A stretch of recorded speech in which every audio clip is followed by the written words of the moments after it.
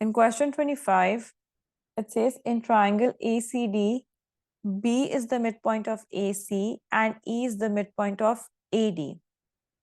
AB is 6A plus 3B and DC is 5A plus 2B. Express as simply as possible in terms of A and B the value of AC. So for AC, since B is the midpoint of AC and AB is 6 plus 3B, so AC is going to be twice of AB, which means 2 times 6A plus 3B is going to be 12A plus 6B. That is your AC. Then it says find AD. So for AD,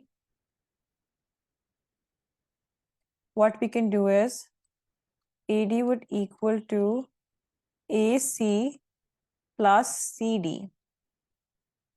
AC we already know is 12A plus 6B from the previous part, and CD is going to be the opposite of DC, which is going to be negative 5A minus 2B. So that's going to be 12A minus 5A plus 6B minus 2B, which is going to be 7A plus 4B. That is your AD. What we basically did was we took this route. We started from A, went to C. From C, we went to D. So that is basically the same as AD. Then in the next part, show that EB is parallel to DC. To show that, what we're going to do is,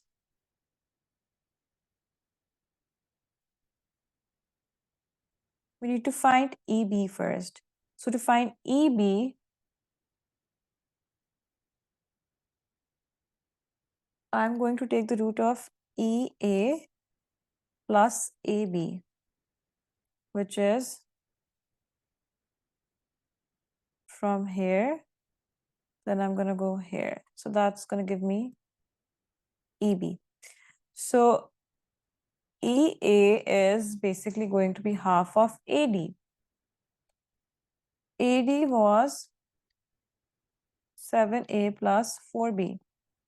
So we have to find EA. EA is going to be half of AD, but with negative direction because we're going in opposite direction now. We're not going from A to E, we're going from E to A.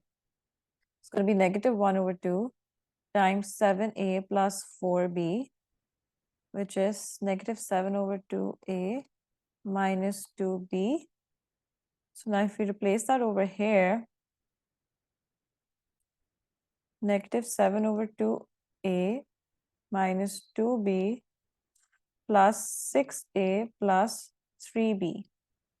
So combine the like terms, negative 7 over 2A plus 6A minus 2B plus 3B is plus B.